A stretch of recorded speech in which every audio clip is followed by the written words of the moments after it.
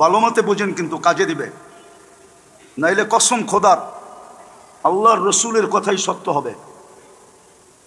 তুমি চোখের পানি ঝরাইতে ঝরাইতে ঝরাইতে ঝরাইতে ঝরাইতে গালের ভিতরে এতটুকু গর্ত হবে যে দুনিয়ার সবচেয়ে বড় শিপ চালাইতে চাইলে এই গর্তের ভিতরে চালাইতে পারবে। আপনি বলবেন এতটুক গালের ভিতরে এত বড় শিপ আসবে কি করে? তো আমি যুক্তি দিয়া বুঝাইতেছি, হাদিসের শব্দ দিয়া বুঝাইতেছি। এক এক ব্যক্তির, জাহান্নামী ব্যক্তির দাঁতের এক একটা দাঁত হবে 10 কিলোমিটার চওড়া, উপরের মাড়িটা হবে 160 কিলোমিটার, নিচেরটা হবে 160 কিলোমিটার। যেই মুখে ফিট হবে ওই মুখটা কত বড় হবে, ওই মুখটা যেই চেহারায় ফিট হবে ওই চেহারাটা কত বড় হবে। বসতে জায়গা লাগবে 470 কিলোমিটার। যার বসতে 470 কিলোমিটার জায়গা লাগে ওর দেহটা কিরকম হবে? ওই পাহাড় আমি 4 বার নিজের চোখে দেখছি। আমি ইয়ামান 4 বার গেছি, 4 বার। ওই পাহাড় আমি নিজের চোখে 4 বার দেখছি। যদি চোখের থেকে প্রজেক্টরে আনা যেত তাহলে রব্বে কাবার কসম আমি আমার চোখের থেকে ওই প্রজেক্টরে আইনা আপনাদেরকে দেখায় দিতাম পাহাড়। আল্লাহর রসুল বলছে জাহান্নামীদের এক একটা রান ওই পাহাড়ের সমান হবে। যেই পাহাড়ের নাম বলে জাবালে বায়দা। গুগলে সার্চ দেন জাবালে বায়দা, চলে আসবে ইয়ামানের। বিদায় কানতে কানতে কানতে কানতে, এটাই সত্য, কবির কথাই সত্য। পাহাড়ের কান্না দেখে তোমরা আমায় ঝর্ণা বলো।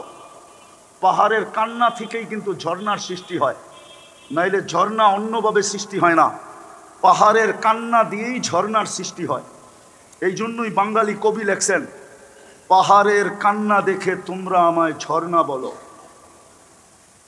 4500 কিলোমিটার দরিয়ায় নীল, ওটাও পাহাড় থেকে উৎপত্তি। একটা উগান্ডা, একটা ইথিওপিয়া। আমি 6 বার দেখা আইসা বলতেছি, 6 বার, একবার দেখি নাই, 6 বার দেখছি। বিদায় একদিন কাঁদবো, কোনো কাজে দিবে না। কিন্তু আজকে যদি বুঝি আর দিলে যদি একটু দাগ কাটে, একটু দাগ, আর আমার মুখ দিয়া যদি একটা আহ বাহির হয়, আহ হায় কি করলাম।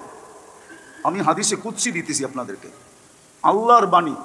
ফালাম্মা তায়াক্কান্তা বিল বাওয়ার, এই উম্মতকে আল্লাহ বলতেছে চিন্তায় যদি তোর মুখে হায় কি করলাম বাহির করলো, মানাহতু ইলাইকা রিদওয়ানি, আল্লাহ বলে আমি আমার রেজার চাদর দিয়া তোকে ডাকতে দেরি করি না। ওয়াল্লাইতু ইলাইকা গফরানি, মাগফিরাতে ডুবাইতে দেরি করি না। কুলতু লাকা লা তাহজান, ছুটা আয়সা তোকে বলতে দেরি করি না, চিন্তার কোনো কারণ নাই। গফারতু লাকা যুনুব ওয়াল আওসার, তোর গুনাহ খাতা মাফ করে দিলাম। ওয়ালি আজলিকা সাম্মাইতু নাফসি আল আজিজুল গফফার, তোকে যদি না মাফ না করি তাইলে আমার গফফারের সিফতটা কাজে লাগবে তো লাগবে কোথায়? আমি গফফার হয়ে লাভ হলো তো হলো কি? ওই যে গফফার লেখা ওইখানে দেখেন, মুসাব্বিরের পরে গফফার লেখা, তারপরে কহ্হার লেখা। আমি গফফার হয়ে লাভ হলো কি? বিদায় ভালো মতে বুঝেন, আমাকে কেন দিনদার হইতে হবে, আমাকে কেন দিন শিখতে হবে, দিন আমার জন্য নির্ধারিত কেন করা হলো। সৃষ্টি তো আমি একা না, সৃষ্টি তো হাজারো লক্ষ কোটি, কিন্তু কারোর জন্য তো দিন নাই। আমার জন্য কেন দিন? আমাকে কেন দিন মানতে হবে? আমাকে কেন দিন শিখতে হবে? মানুষের সাথেই 2টা শব্দ সংযুক্ত, কোনো প্রাণীর সাথেই 2টা শব্দ সংযুক্ত না। সুখ শান্তি একমাত্র মানুষের সাথে সংযুক্ত। কোনো শিক্ষিত লোক আমাকে বুঝাইতে পারবে না কোনো প্রাণীর সাথে এই 2টা শব্দের কোনো সংযোগ আছে, যে সুখ শান্তি, আরাম আয়েশ, নিরাপত্তা, এই শব্দগুলো শুধু মানুষের সাথে সংযুক্ত। নাইলে সমস্ত প্রাণীকেই তো জানোয়ার বলা হয়। কি বলা হয়? কি? ফেরেশতা ভিন্ন, ফেরেশতা ভিন্ন, ফেরেশতা ভিন্ন জিনিস, ফেরেশতা ভিন্ন জিনিস। বাকি কোনো প্রাণীর সাথে মানুষ ব্যতীত এই শব্দগুলো সংযুক্ত না। এই শব্দগুলা শুধু মানুষের সাথে সংযুক্ত। আরো কতগুলা জিনিস আছে শুধু মানুষের সাথে সংযুক্ত, এটা যদি নাও মানেন তো বাদ দিয়া দিলাম। দুটা শব্দ শুধু মানুষের সাথে সংযুক্ত, একটা হলো চির সফল, একটা হলো চির অসফল। মানুষ চির সফল হবে অথবা চির অসফল হবে। একটাকে বলে কোরআনের ভাষায় খাসিরা খসরানাম মুবিনা, আরেকটাকে কোরআনের ভাষায় বলে ফাজা ফাউজান আযীমা, চির সফল। আরেকটা হলো চির অসফল। এই দুটা শব্দ শুধু মানুষের সাথে সংযুক্ত, নাইলে জিবরিলেরও পুরস্কার মিলত। একটা হাফেজকে যেই পুরস্কার আল্লাহ দিবে, একটা শুধু শুনাইতেছি আপনাদেরকে, যাদের সন্তান হাফেজ ওদের উচিত হবে আজকে মিষ্টি কিনা নিয়ে বাড়িতে যাওয়া। যদি মিষ্টির পয়সা না থাকে কমসে কম জিলাপি কিনা নিয়ে যাওয়া, তাও যদি না থাকে এটা 2-4টা লাড্ডু হইলেও কিনা নিয়ে যাওয়া। হাসেন না, শুনাইতেছি আমি, একটা শুনাইতেছি, 100টা না একটা। হাফেজকে আল্লাহ বিশেষ একটা শহর দিবে জান্নাতে, একটা বিশেষ লেকের পাড়ে। লেক চিনেন? জানতো না আমি, আপনারা পুরানটা উনি পড়া থাকেন। গুলিস্তানের ওই পারও তো যান না, হাতির ঝিল দেখতে গেছেন? মনে হয় জানটান না, ঠিক না? যান। এরকম হাতির ঝিল, এটাই লেক। এরকম জান্নাতের লেকের পাড়ে একটা শহর বানায় দিবে। ওই লেকটার নাম হইল রাইয়ান। শহর বানাবে মিম মাদিনাতিম মিম মারজান, মারজান পাথর দিয়া বানাবে। লাহু ৭০ আলফা বাবান, ওই শহরে ঢুকার আগে ৭০,০০০ গেট অতিক্রম করতে হবে। আলা কুল্লি বাবিন ৭০ আলফা মালাইকাতান, প্রত্যেক গেটে ৭০,০০০ ফেরেশতা প্রটোকল দেওয়ার জন্য উপস্থিত থাকবে। ৭০,০০০ গেট যখন অতিক্রম করবে, শেষ হবে, তো ৪৯০ কোটি ফেরেশতার সেলুট শেষ হবে। শুধু সেলুট দিবে না, প্রত্যেক ফেরেশতা আবার উপটোকন দিবে, আবার মুখে স্লোগান দিবে, হাদা কিরামাতান লিল কোরআন, কোরআনকে সিনায় ধারণ করার জন্য তোমাকে এই উপটোকন দেওয়া হলো। হায় হায় হায়। কিন্তু জিবরিল আলাইহিস সালামকে দিবেন না, উনি কিন্তু হাফেজ। জিবরিল আলাইহিস সালামও কি কি জিজ্ঞেস করেন হাফেজ কিনা? হাফেজ না হইলে উনি আল্লাহর রসুলের সাথে দাওয়ার করতেন কি করে? দাওয়ার আপনি বুঝবেন না, হুজুররা বোঝে দাওয়ার। জিবরিল আলাইহিস সালাম কোরআন শুনাইতেন, আল্লাহর রসুল শুনতেন। আল্লাহর রসুল শুনাইতেন, জিবরিল আলাইহিস সালাম শুনতেন। ওই যুগে এই কোরআনের কপি ছিল না যে উনি খুইলা খুইলা শুনতেন, না, ওনার মুখস্থ ছিল। উনি মুখস্থ শুনতেন, হাফেজ ছিলেন। কিন্তু ওনার তো মিলবে না, কেননা সফলতার সম্পর্ক ওনার সাথে নাই। ওনার সাথে সম্পর্ক হলো শুধু সেবার। উনি আজও সেবা দিতেছেন, কালো সেবা দিবেন।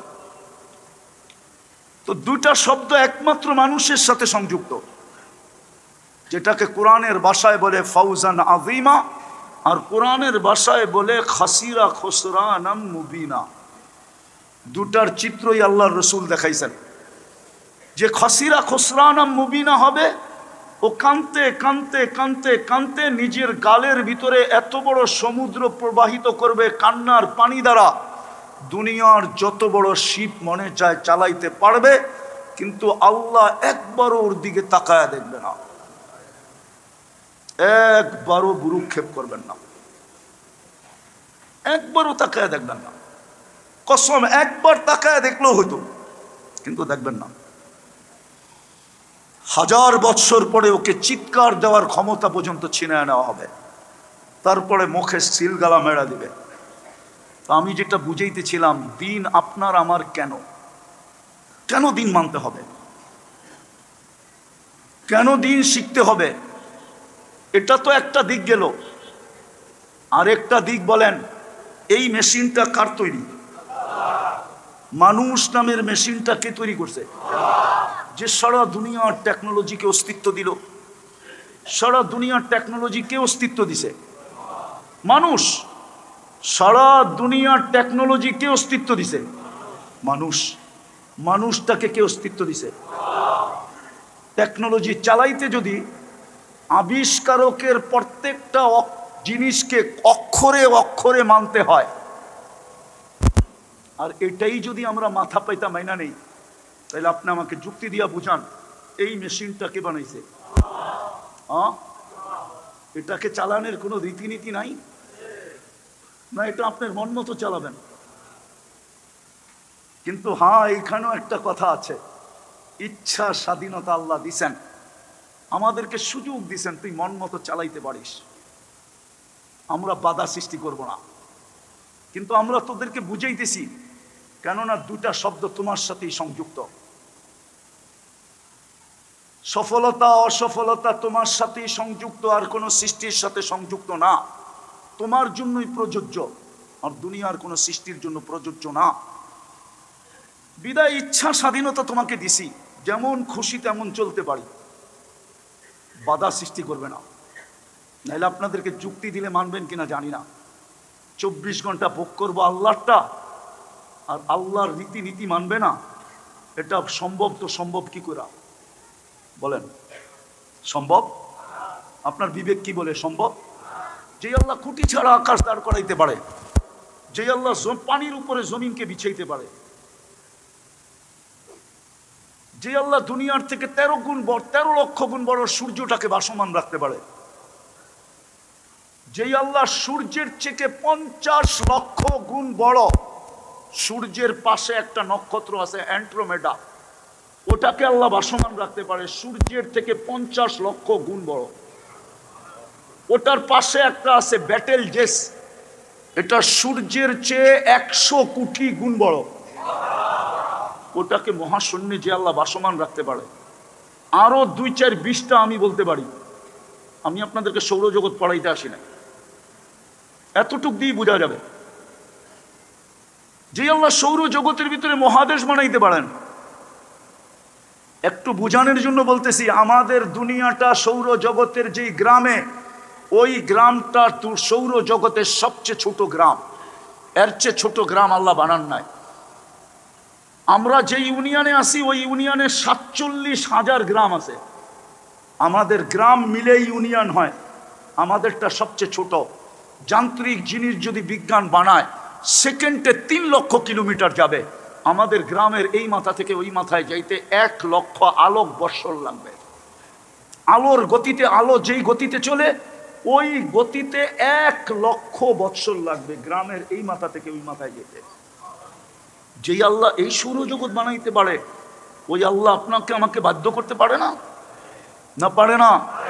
না, বাপ দেখলে মনে হয় তো আমরা আল্লাহ বাধ্য করতে পারে না, ঠিক না? দিছিল তো 21 তারিখে একটা জটকা, ঠিক না? হ্যাঁ, আর একটু বেশি দিলেই তো মনে হয় কলিজা মুখ দিয়ে বাহির হয়ে চলে আসতো, ঠিক না? না বাহির হয়ে আসতো না?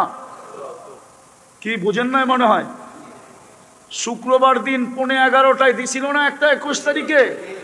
হ্যাঁ, আর একটু বড় দিলেই তো মনে হয় কলিজা মুখ দিয়া বাহির হয়ে চলে আসতো। বিল্ডিং যদিও একটা না পড়তো, আল্লাহ পারতেন, আল্লাহ পারে। স্কেলে 50 হেক্টর যদি ভূমিকম্প হয়, 50 পর্যন্ত, 100 পর্যন্ত, তারপরও যদি আল্লাহ চায় তো একটা সুতাও পড়বে, একটা টিনের ঘরও পড়বে না। না পারে না? হ্যাঁ, এই জন্যই তো শয়তান একদিন একজনকে পুরস্কার দিছিল, শুনবেন, আমি লিখি নাই, ইবনুল কাইয়ুম জাওজি রহমতুল্লাহ আলাইহি লেখছেন তালবিসে ইবলিসে। মাদ্রাসার ছেলে মাদ্রাসায় যেতেছিল, তো পটায়া পুটায়া ওরে বাড়িতে পাঠায়া দিছে, মাদ্রাসা বাদ দিয়া দিছে। তো ওই দিন যখন শয়তান বিকালে কারগুজারি নেয়, কে কি কাজ করে আসছিস, তো কাজের উপরে পুরস্কার দেয়। তো ও ছোটোখাটো শয়তান ছিল, ও বহুত দূরে বসা ছিল, যে আমি তো বড় কিছু করতে পারি নাই, চুরি ডাকাতি জিনা সিনা এটি কিচ্ছুই তো করাইতে পারি নাই। এক মাদ্রাসার ছোট ছেলেকে মাদ্রাসার থেকে বিরত রাখছি, আজকে কাছে গেলে চটকনও খাইতে পারি। তো দূরে বয়া ছিল, তো সবাইটা শোনার পরে পুরস্কার দেওয়ার পরে শয়তান জিজ্ঞাসা করেছে, কিরে তুই দূরে কেন, কিছু করতে পারিস না? তো বলতেছে, মালিক যা করছি ওইটা তেমন গ্রহণযোগ্য না, আবার মার দেন কিলা, এই জন্যই তো দূরে বসে আছি। বলছে বল। বলছে একটা ছেলেকে মাদ্রাসার থেকে বিরত রাখছি।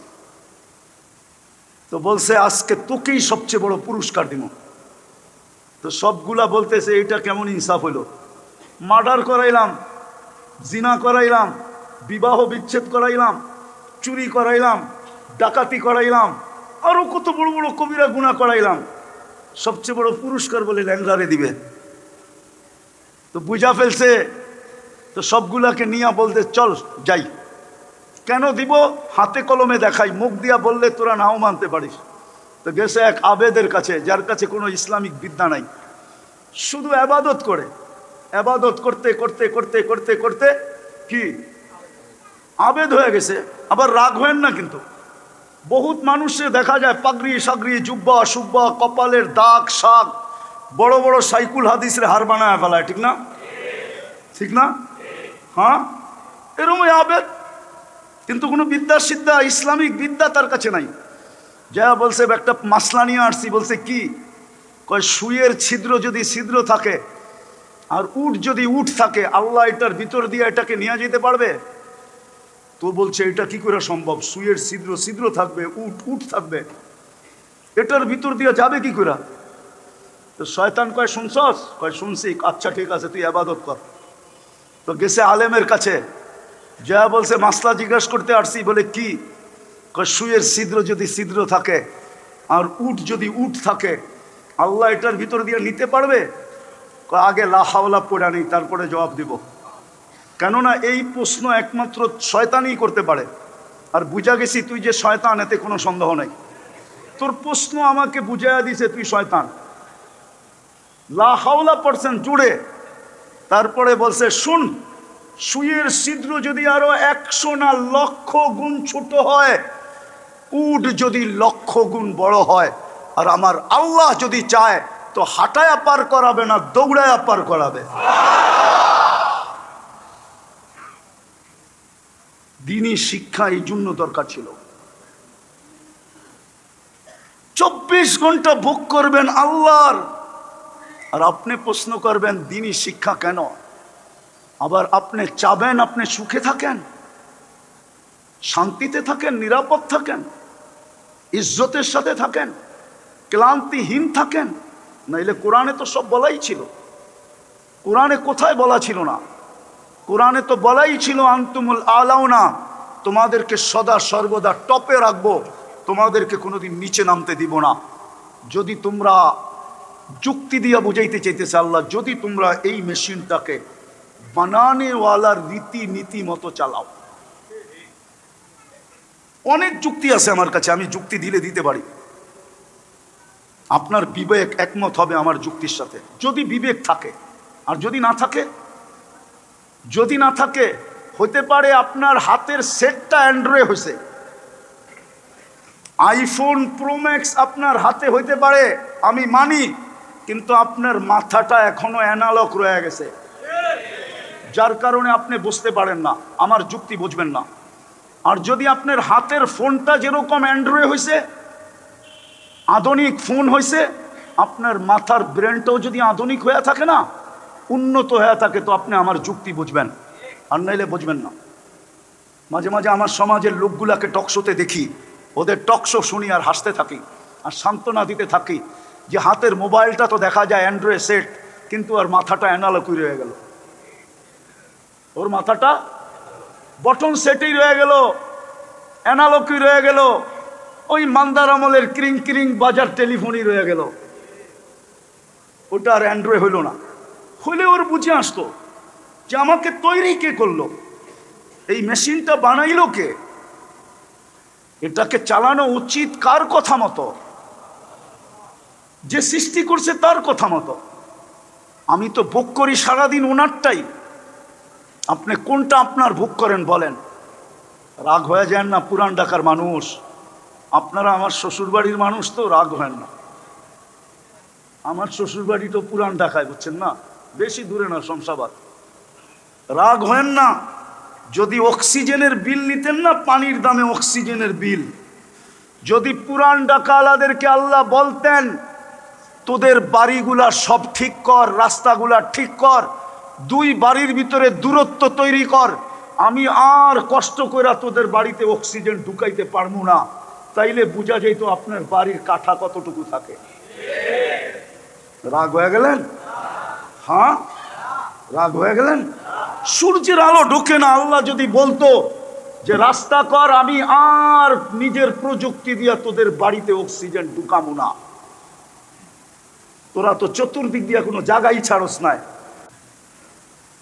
পিছনেও বন্ধ, ডাইনেও বন্ধ, বামেও বন্ধ, সামনেও একটু খোলা। আল্লাহ যদি বলে অক্সিজেন এই ভিতরের কামরায় ঢুকাইতে পারবো না, বিল দিয়ে ঢুকাইয়া দিব, নাইলে ঢুকাবো না।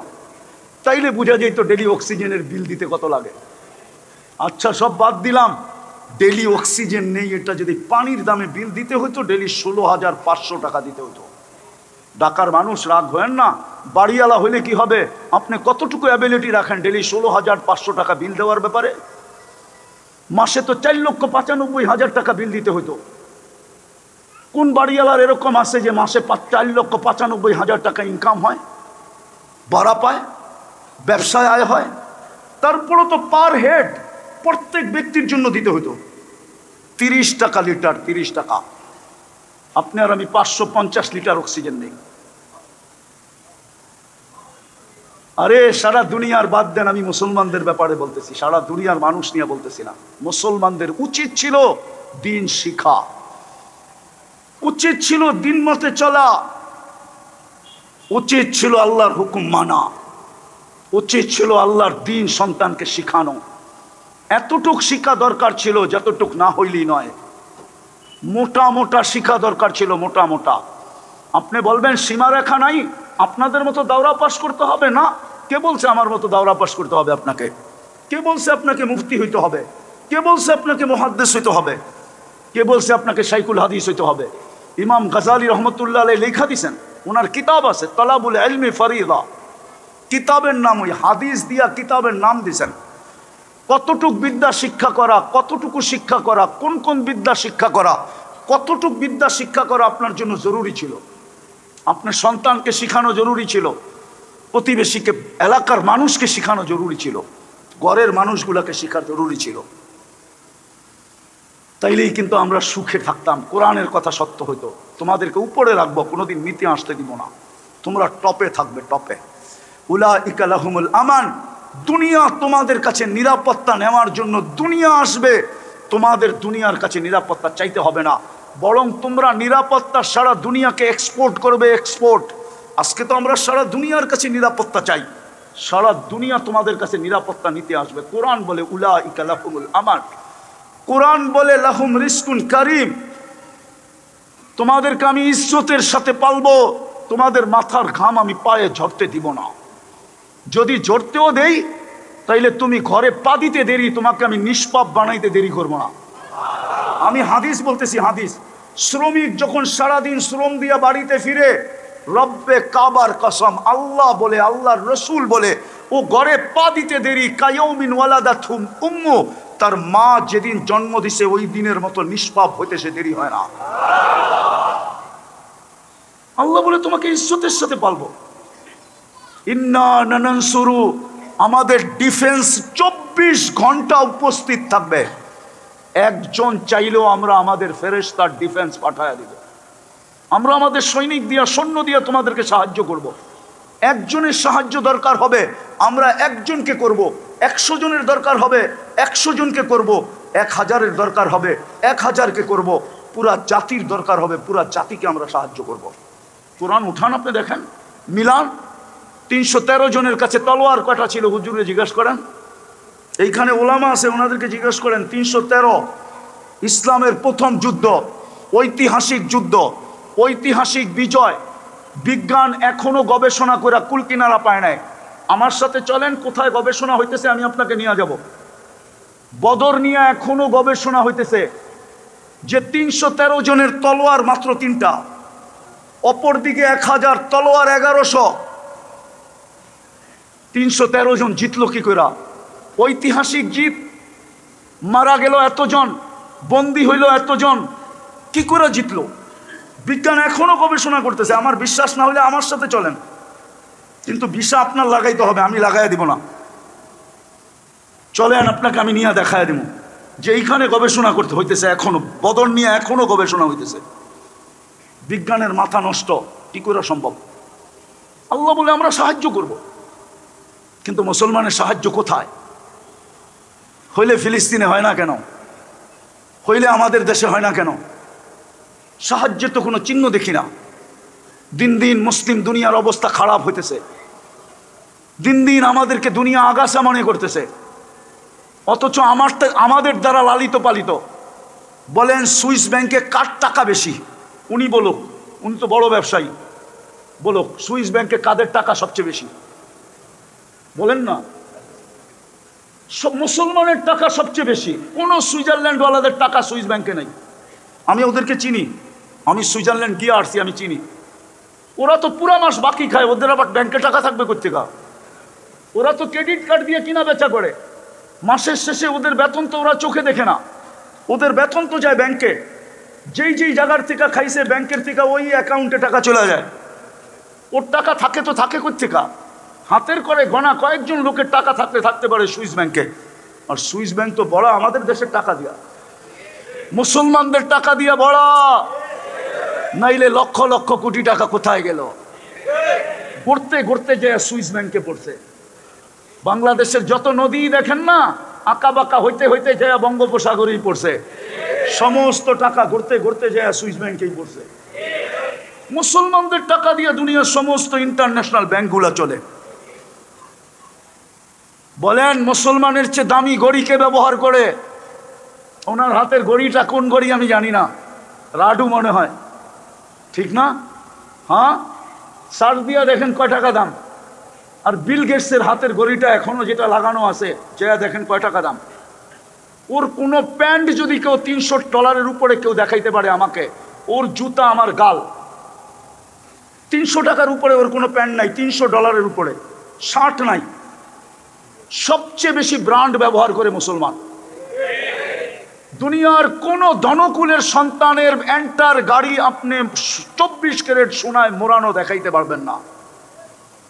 যদি হইতো তাইলে বারাক ওবামার মেয়ে কফি হাউসে চাকরি করতো না। মনে হয় এটা আপনারা জানেন না, ঠিক না? নেটে সার্চ দেন, এখনই পাবেন ওর ছবি সহ কফি হাউসে চাকরি করতেছে। অথচ দুবাই প্রেসিডেন্টের যুবরাজের একাধিক গাড়ি 24 ক্যারেট সোনা দিয়া মোড়ানো। দুনিয়ার কোন প্রেসিডেন্টের গাড়ি এন্টার গাড়ির পার্ট যদি সোনার থাইকা থাকে, ওটা ব্রুনাইয়ের প্রেসিডেন্টের এন্টার গাড়ির পার্ট সোনা দিয়া বানানো। মুসলমান সবচেয়ে বেশি জিনিস ব্যবহার করে। দুনিয়ার যে কোনো প্রসাধনী বলেন, হয় বুঝাইতে তো পারলাম না, বুঝতেও পারলাম না। আমাদের ঘরে যেই ব্যবহৃত প্রসাধনী আর কাপড় চোপড় আছে, মুসলমান যদি আজকে বলে 10 বছরের জন্য আমরা কেনাকাটা অফ করে দিলাম, কাল সকালে দেখবেন সারা দুনিয়ায় কেমন চিৎকার শুরু হয়। তা ওনার ঘরে কাপড় যেটা ব্যবহৃত নাই, যেটা 20 বছর চলবে, জিজ্ঞাসা করেন। আপনাদের ঘরে নাই? 2, 4, 5 বছর চলবে? নাই। একটা সুতা না কিনলেও চলবে? নাই। শুধু কিনতে হবে কি? লবণ, শাক সবজি, ঠিক না? হ্যাঁ, যদি মেকআপ শেকআপ আমাদের ঘরে, ঢাকা শহরের, ঢাকার পুরান ঢাকার প্রত্যেকটা বাসা একটা মিনি কসমেটিক্সের দোকান। ভালো মতে তাকাইলে দেখা যাবে একটা মিনি সুপার মার্কেট। এত হাড়ি পাতিল আছে যে আজ পর্যন্ত একটা হাড়ি পাতিল চিৎকার দিতেছে, আমাকে ব্যবহার করলি না, আপত্তি নাই, মাঝে মাঝে একটু ছুঁয়া দেখতি, ছুঁয়েও তো দেখে না বৎসরের পর বৎসর, ঠিক না? পুরান ঢাকার ঐতিহ্য কি ছিল? হাড়ি পাতিল দিয়ে ঘর সাজানো, ঠিক না? সত্য তো? ভুলে গেছেন? না মনে হয় ভুলে গেছেন। আমি আপনাকে জামাই তো, এই জন্য একটু গভীরেরটা চিনি আর কি, জানি, অন্য কেউ জানে না। হ্যাঁ, অথচ আমরা যদি আজকে এলান দেয় মুসলমান যে আমরা সম্মিলিতভাবে রাষ্ট্রীয়ভাবে 5 বছর কোনো কিনা বেচা করবো না, শুধু ডাল ভাত ছাড়া, লবণ তরকারি ছাড়া, তেল সেল ছাড়া, যেটা একান্ত দরকার ওটা ছাড়া 5 বছর কিচ্ছু কিনবো না। রাষ্ট্রীয়ভাবে ঘোষণা হোক। দেখেন না কেমনে সিধা হয় দুনিয়া। খোদার কসম, ওদের সমস্ত তেল মাখবে না আপনার পায়ে, ওদের দামি দামি ঘি নিয়ে এসে আপনার পায়ে মালিশ করতে থাকবে। বাবা উড্ডু কর। সমস্ত দুনিয়ার অর্থ, ওদের অর্থনীতি একদিনে অফ। বেচে আপনার কাছে, নেয় আপনার কাছে, চলে আপনারটা দিয়া। বোম্মাইরা কি আপনাকে কিনাবে? যে বোম্মাইরা আপনাকে কিনাবে? কিনবো না, নিমো না। মুসলমান যদি বলে, কিন্তু বলবে তো না। মুসলমানের ভিতরে তো গায়রত নাই, আমাদের ভিতরে গায়রত নাই, আত্মমর্যাদা নাই, আমাদের ভিতরে গৌরব নাই। গৌরব আমাদের মুসলিম যুবকদের ভিতরে গৌরব নাই। যদি গৌরব থাকতো যে আমি মুসলমান, তাইলে ওর সাজসজ্জা এরকম হতো না। মুসলিম নারীদের ভিতরে ইসলামের গৌরব নাই, তাইলে ওদের সাজসজ্জা এরকম হতো না, ওদের পোশাক আশাক এরকম হতো না, ওদের চালচলন এরকম হতো না, ওদের টুপির চুলের ডিজাইন এরকম হতো না। ওরা 50 টাকার চুল 500 টাকা দিয়ে কাটাইতো না, 1000 টাকা দিয়ে কাটাইতো না। ওরা ইন্টারনেটে যৌবন নিজের মাটিতে মিশাইতো না। আবার সরকার চিৎকার দেয় মাদক নিয়া। মাদকে আর যুবকের যৌবন কতটুক গেছে? আমি বৈধ বলতেছি না, মাদক, মাদক তো ছুঁইলেও যৌবন চলে যায়, ছুঁইলে, খাইতে হয় না। এটা তো আমি চ্যালেঞ্জ দিয়ে আসতেছি আজকে অনেকদিন ধরে। কোনো মাদক ব্যবসায়ী যদি আমার সাথে চ্যালেঞ্জ গ্রহণ করতে চায় তো পারে, আমি প্রস্তুত। দুনিয়ার যেই কোনো হাসপাতালে আমি ওকে চেক করাবো, ওর স্বাভাবিক যৌবন নাই। ও যুবক হোক আর বুড়া হোক, ও স্বাভাবিক যৌবন নাই। মাদক এন্টার লানত। লানতের যদি কেউ রূপ দেখতে চায়, রূপ, যে লানতের রূপটা কি, ওটা হলো মাদক। এন্টার লানত মাদক। এটা ক্যারি করলেও যৌবন চলে যায়, খাইলেও চলে যায়, ব্যবসা করলেও চলে যায়, নাড়াচাড়া করলেও চলে যায়। এটার একটা প্রমাণ আছে হাদিসে। মিনার আরাফার থেকে যখন হাজিরা মুজদালিফায় আসে, তো মধ্যখানে একটা জায়গা পড়ে, ওয়াদিয়ে মুহাসসার। পায়ে যারা হাইটা আসে ওরা এটা দৌড়ায় অতিক্রম করে। সাহাবায়ে কেরামকে আল্লাহ রসুল বলছিলেন দ্রুত অতিক্রম করো। বলছে কেন ইয়া রাসূলুল্লাহ? বলে হাজারো বৎসর আগে এখানে লানত পতিত হয়েছিল আল্লাহ, ওটার ক্রিয়া এখনো রয়ে গেছে। তোমরা ধীর গতিতে চললে তোমাদের গায়েও ছোঁয়া লাগতে পারে, বিদায় দৌড়ায় পারো। আল্লাহর রসুলও দ্রুত গতিতে পার দিয়েছেন। দ্বিতীয়, মাদকের চেয়ে বড় আমাদের যুবকের যৌবন মাটিতে মিশতেছে ইন্টারনেট দিয়া। কিন্তু আমার সুশীল চুপ, আমার বুদ্ধিজীবীরা চুপ, আমার সমাজের কর্ণধাররা চুপ, আমার সমাজের শিক্ষিতরা চুপ, এমনকি আমার সমাজের যারা সবচেয়ে বেশি জানে ডাক্তার, ওরা পর্যন্ত চুপ। কেউ কোনো কথা বলে না, শুধু আমরা একটু চিৎকার দিতেছি। আর আমাদের কথা কে নিবে? বারাটিয়া মোল্লার কথা কে নেয়?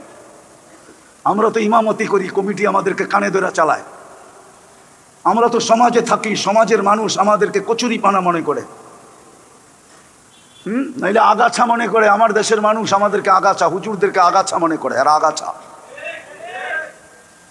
আমাদের ভিতরে আত্মমর্যাদা নাই, আমাদের ভিতরে গৌরব নাই। গৌরব, অহংকার নিষেধ, গৌরব নিষেধ না। আমি একটু আগে বলে আসছি, আমাদের উচিত মসজিদ মাদ্রাসা ছেড়ে দেওয়া, সভাপতিরে বইলা দেওয়া আপনি জুমা পড়ায়েন, সেক্রেটারিরে বইলা দেওয়া আপনি ফজর আর এশা পড়ায়েন, ক্যাশিয়ারে বইলা দেওয়ার দরকার আপনি আসর আর মাগরিব পড়ায়েন, জোহর আরেকজনকে দিয়া দেওয়া দরকার, পড়ান। আমরা গেলাম, সালাম। আজকে থেকে রোজা থাকবো যতক্ষণ পর্যন্ত আল্লাহর থেকে সিদ্ধান্ত না আসে। নইলে একবেলা খাবো, নইলে রিক্সা চালাবো, নইলে অটো চালাবো, নইলে না খায়া মরা যাবো। কি হবে? মৌতি তো হবে।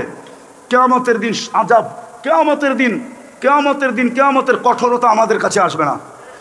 এই গৌরব আমাদের ওলামাদের ভিতরে আসা উচিত ছিল, ছেড়ে চলে যাওয়া দরকার ছিল। কানে ধরে ঘুরানোর চেয়ে ছেড়ে চলে যাওয়া ভালো। হ্যাঁ, কি বলেন? হ্যাঁ, শিয়ালের মতো 1000 বছর না বাইচা হাদির মতো একদিন বাঁচলেই যথেষ্ট। শিয়ালের মতো 1000 বছর বাঁচার প্রয়োজন নাই। রাগ হয়ে যান না, আবার বলেন না আমি অন্যদিকে চলে যেতেছি না। ওর মতো একদিন বাঁচাই যথেষ্ট। ও দুনিয়াকে দেখায় দিয়ে গেছে, মরার পরে দুনিয়া দেখছে ও কি, মরার আগে কেউ দেখে বোঝে নাই। বাইচা থাকলেও মনে হয় মানুষ এতটুকু বুঝতো না, মরার পরে যতটুকু বুঝছে, ঠিক না? মরার পরে যা পাইছে জানাজা দিয়া, এটাই আহমদ ইবনে হাম্বল রহমতুল্লাহ আলাইহি বলছে, দুনিয়ার কিছু মানুষ তার পরিচয় দেয় জানাজা দিয়া। কি দিয়া? কি দিয়া? কি দিয়া? আবার জানাজাও দুই প্রকার, কোয়ালিটি আছে। কোন জানাজায় কোন কোয়ালিটির মানুষ আসলো? বহু জানাজায় কোয়ালিটির মানুষ আসে, জানাজায় যে উজু করে আসতে হয় এটা পর্যন্ত জানে না, জানাজার দোয়া তো জানেই না, জানেই না, জানাজায় যে উঁচু করে আসতে হয় এটাও জানে না। ও উঁচু ছাড়াই চলে আসছে জানাজা পড়তে। কইখানে তো সেজদাও নাই, রুকুও নাই, আবার উঁচুর দরকার হবে কেন? কিন্তু এটা যে নামাজ এটাও জানে না। তো জানাজার ভিতরে সমাগমের কোয়ালিটিও দুটো আছে। যাক, এটা আমার আলোচ্য বিষয় ছিল না। যেটা আমি বুঝাইতেছিলাম, দিন আমার জন্য কেন, দিন আমাকে শিখতে হবে কেন? আপনার বিবেককে প্রশ্ন করেন। আমি শেষ জায়গায় চলে আসছি যে 24 ঘন্টা ভোগ করবেন আল্লাহটা, আর দেহটা চালাবেন না, মেশিনটা আল্লাহর। এটা সবকিছু ভোগ করবে আল্লাহর। দেহটা কার? এটা সবকিছু ভোগ করে কার? কার ভোগ করে? কিন্তু এটাকে আল্লাহর কথা মতো চালাবেন না। এটা কোন যুক্তিতে আসে আমাকে বলেন? মেশিনটা বানাইলো কে? এটাকে চালায় কে? নাহলে আমি দেখাইতেছি আঙ্গুল দিয়ে, আপনার চোখে দেখার কোনো উপাদান নাই, আপনার কানে শোনার কোনো উপাদান নাই, আপনার মুখে বলার কোনো উপাদান নাই।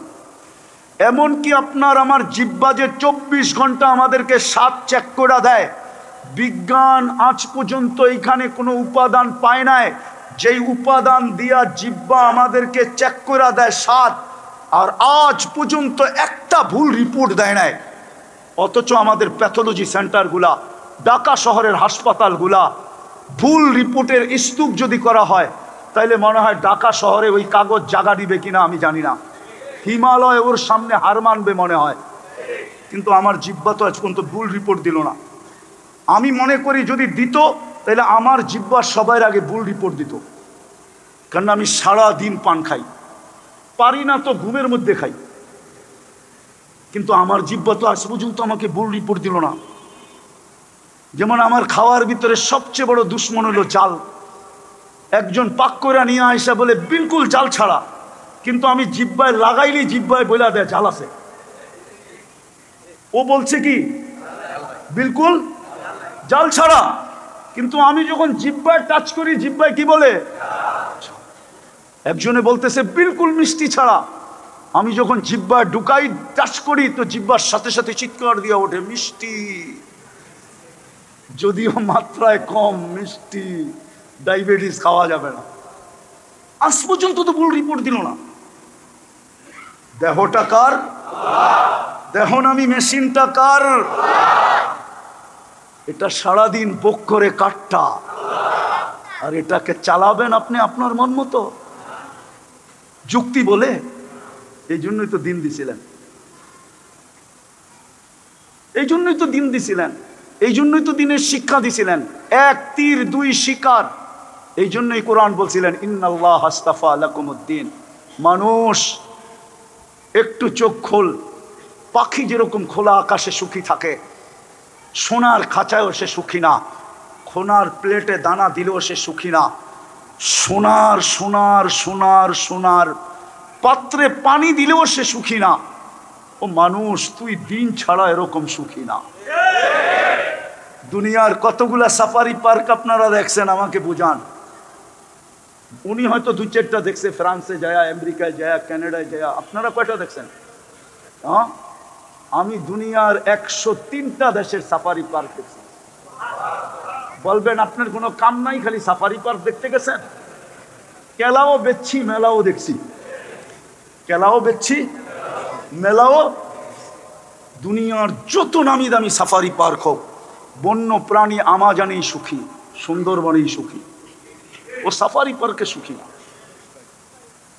যদি আপনার বিবেক বন্য প্রাণী যদি বলতে পারে মালিক আমি খোলা আকাশ খোলা জঙ্গলে সুখী, সাফারি পার্কে সুখী না, ঘাম জড়ায়া শিকার ধরার ভিতরেই আমার সুখ, ডেলি দুপুরবেলা রান দিয়া যাওয়া এটা আমার ভিতরে সুখ না। তাহলে আপনি সৃষ্টির সেরা, আপনারও তো সুখের একটা পরিবেশ লাগার কথা।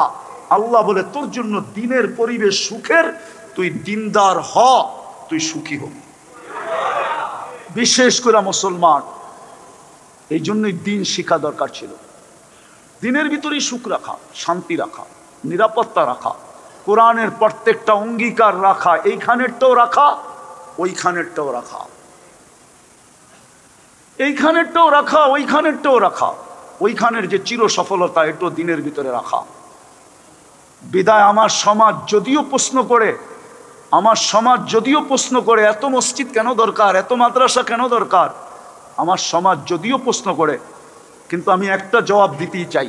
আপনার বাড়ির যদি ফাউন্ডেশন থাকে, ফাউন্ডেশনহীন কোনো বাড়িকে যদি সরকারি সংস্থা ছাদ না দিতে দেয়, ছাদ দেওয়ার অনুমতি যদি না থাকে, ফাউন্ডেশন ব্যতীত কোনো বাড়ির ছাদ দেওয়া এটা সরকারিভাবে কোনো অনুমতি নাই। আপনি দিলে দিতে পারেন টেবিলের নিচ দিয়া, মনে হয় টেবিলের নিচ বোঝেন না, মনে হয় বোঝেন না, টেবিলের নিচ বোঝেন না, না মনে হয় বোঝেন না, ঠিক না? আপনি দিতে পারেন টেবিলের নিচ দিয়া, ঠিক না? কিন্তু এটা সরকারি ল না। আপনাকে ছাদ দিতে হলে ফাউন্ডেশন দিতে হবে। যদি দুনিয়ার এটার ফাউন্ডেশন থাকে আপনার বিল্ডিংয়ের, তাহলে এই জগৎ, এই দুনিয়ার কোনো ফাউন্ডেশন নাই। যেটার উপরে আপনার আমার বসবাস, এটার কোনো ফাউন্ডেশন নাই। এটার ফাউন্ডেশনই হলো মসজিদ মাদ্রাসা, এটার ফাউন্ডেশনই হইল মসজিদ মাদ্রাসা, এটার ফাউন্ডেশনই হইল আলেম ওলামা আল্লাহওয়ালা, এটার ফাউন্ডেশনই হইল দিনদারি। দিনদারি নাইলে ট্যাবলেট খায়ও আপনার ঘুম আসবে না। সিসি ক্যামেরাও লাগানো আছে, দরজাগুলার ভিতরে তালাও লাগানো আছে, নিচে গানম্যানও বসা আছে, তারপরও ঘুমের ট্যাবলেট দিয়ে আপনার ঘুম আসবে না, আতঙ্কে থাকবেন। না জানি কি হয়ে যায়, না জানি কি হয়ে যায়, না জানি কি হয়ে যায়, না জানি কি হয়ে যায়। এরকম আমার সমাজে হাজারো মানুষ আছে। সিসি ক্যামেরাও আছে, দরজাগুলাতে নামি দামি তালা লাগানো আছে, নিচে গানম্যানও বসা আছে, সারা রাত্র পাহারা, তারপরও ট্যাবলেট খায়া ঘুম আসে না আতঙ্কে। না জানি কি গোটা যায়, না জানি কি গোটা যায়, না জানি কি গোটা যায়, ঘুমও আসে না। অথচ গানম্যান বেতনও পায়, আবার ডাকার মশার কামড় খায়া গানটারে কোলের ভিতরে নিয়ে সারা রাত্র চেরে বইয়া ঘুমায়ও কাটায়। আল্লাহ আমাদেরকে বুঝার তৌফিক দান করেন। এই জন্যই দিনের প্রয়োজন, এই জন্যই মাদ্রাসাগুলার প্রয়োজন, এই জন্যই মসজিদগুলোর প্রয়োজন। বাংলাদেশ বেঁচে আছে এই জন্য, আমার কথা মাইনা নেন, বাংলাদেশ এই জন্যই বেঁচে আছে। দুই আধ্যাত্মিক শক্তির কারণে বাংলাদেশ বেঁচে আছে, এটার বিপর্যয় হয় না। আপনারা আমাকে 1432 বছরের ইতিহাস পড়াইতে হবে না, আমি ইতিহাসের ছাত্র। আমি চ্যালেঞ্জ করে বলি, আমি 1432 সন চলতেছে বাংলার, 1432 সনের ইতিহাস আমি জানি। আমি ইসলামিক ইতিহাসের ছাত্র, আমি ইতিহাস জানি। বাংলাদেশ দুই আধ্যাত্মিক শক্তির কারণে সমস্ত বিপর্যয়ের থেকে আল্লাহ বাঁচায় রাখতেছে। একটা হলো এই হেফজোখানাগুলার আধ্যাত্মিক শক্তি, যেটা বাহ্যিক আধ্যাত্মিক শক্তি। 40,000 হেফজোখানার আধ্যাত্মিক শক্তিতে এই বাংলাদেশ বেঁচে আছে, সমস্ত বিপর্যয়ের থেকে বেঁচে আছে। দ্বিতীয়, এই মাটির নিচে একটা আধ্যাত্মিক শক্তি আছে, যেটা 1400 বৎসর থেকে এখানে ঘুমানো আছে। আল্লাহ রসুল যখন হিজরত করেন নাই, 4 সাহাবী বাংলাদেশে চলে আসছিলেন।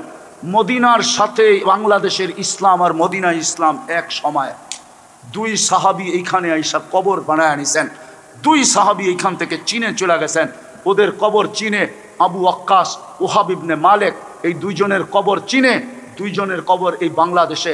কাসেম ইবনে হুজাইফা, উরওয়া ইবনে সাসা।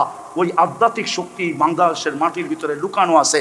এই জন্য এই মাটি কাউকে এই মাটি নিয়ে বেশি খেলতে দেয় না। যদি বেশি খেলতে চায় তাইলে হয়তো ওকে ক্যাচ আউট করতে চায়, নাইলে রান আউট করতে চায়, নাইলে বোল্ড আউট করতে চায়। আর তাও যদি না হয় তো ছক্কা মাইরা বাউন্ডারির বাহিরে করে দিতে চায়। এটা এই মাটির আধ্যাত্মিক শক্তি। আল্লাহ আমাদেরকে বুঝার তৌফিক দান করে। এই জন্য চলেন দিন শিখি, দিনদারি অর্জন করি যতটুক পারি। এই উম্মতকে তো আল্লাহ সুযোগ দিছিলেন, কিচ্ছু যদি না পারতো একটা কাজ করতো, অনলি একটা কাজ, অনলি বলবো সূর্য উঠতে দেরি মাপ চাইতে যদি দেরি না করতো, সারা রাত্র যদি গুনার ভিতরে কাটায়া দিত, সূর্য ডুবতে দেরি মাপ চাইতে যদি দেরি না করতো। হাদিস বলে ইয়াবসুতু ইয়াদাহু নাহারান হাত্তা ইয়াতুবা মাসি আল-লাইল, ইয়াবসুতু ইয়াদাহু লাইলান হাত্তা ইয়াতুবা মাসি আন-নাহার। আল্লাহ আমাদেরকে বুঝার আমল করার তৌফিক দান করেন।